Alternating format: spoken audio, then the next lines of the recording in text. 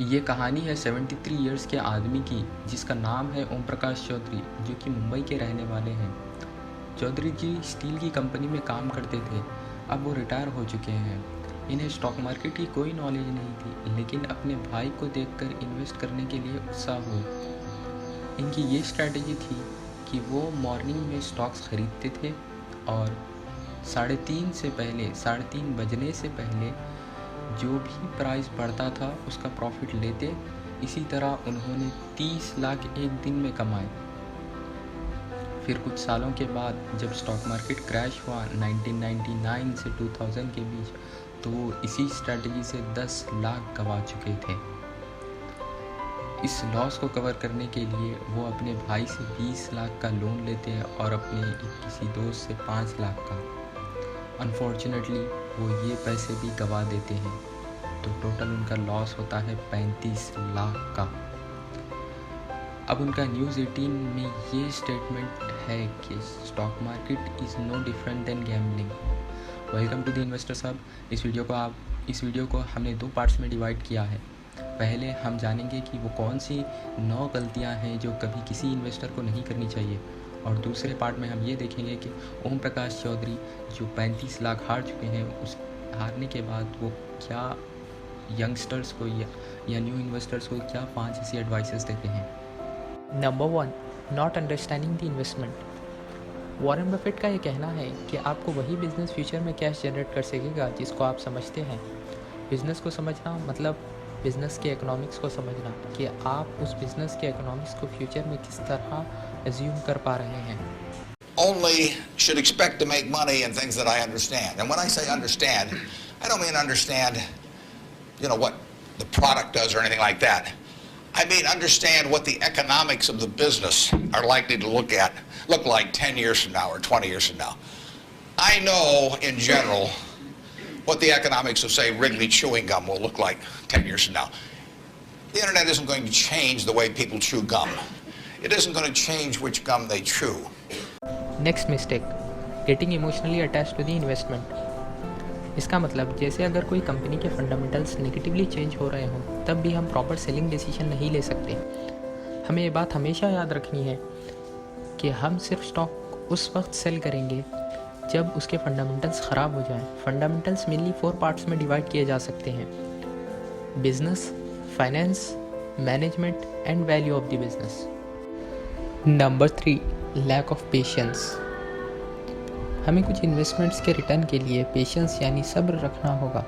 जैसे कि आप इस टेबल में देख सकते हैं, अगर आप या आपके एंसेस्टर्स 70s में इनमें से किसी भी कंपनी में सिर्फ 10,000 इन्वेस्ट किए होते, तो 2006 तक मल्टी बैगर रिटर्न ले सकते थे। ऐसे रिटर्न्स लेने के लिए इन्वेस्टर्स को नॉलेज और पेशेंस दोनों की ज़रूरत है। इसी से रिलेटेड हम मिस्टर बफेट का ये कोट कह सकते हैं: the stock market is a device for transferring money from impatient to patient. Next one, timing the market.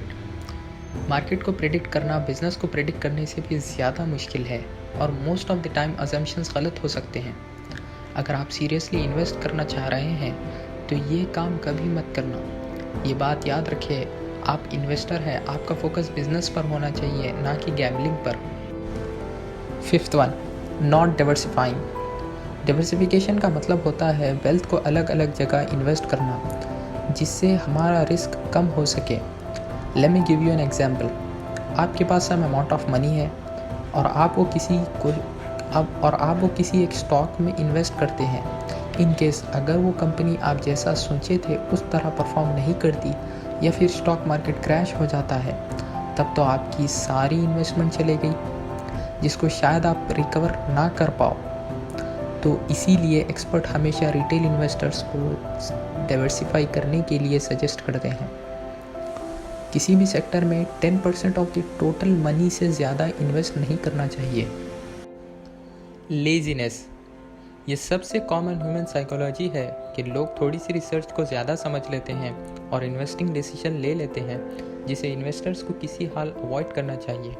The fact here is that laziness may appear attractive but work give satisfaction. Number 7, decision on grid.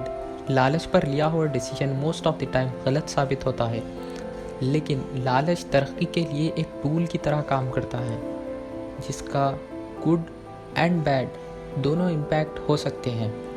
इसे हम विजय केडिया के इस video से समझ सकते हैं। Because without greed, nothing can happen.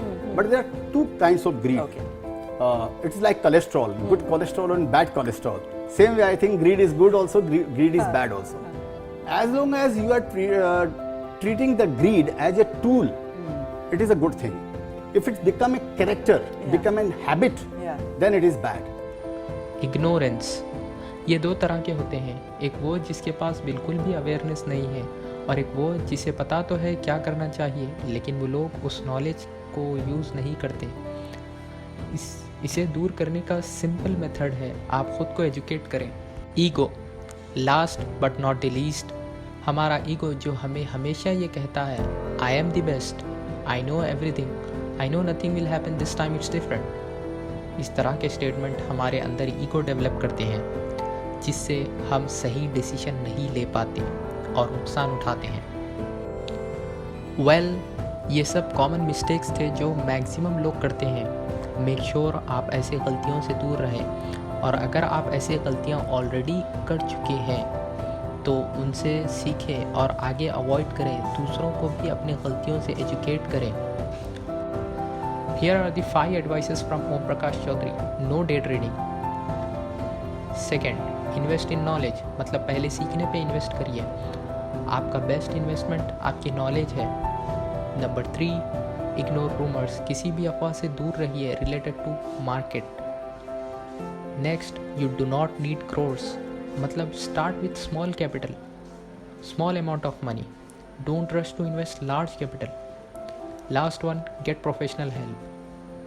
जैसे हम हेल्थ इश्यूज़ के लिए डॉक्टर को कंसल्ट करते हैं, इसी तरह हमें फाइनेंसेस को मैनेज करने के लिए प्रोफेशनल हेल्प लेना चाहिए।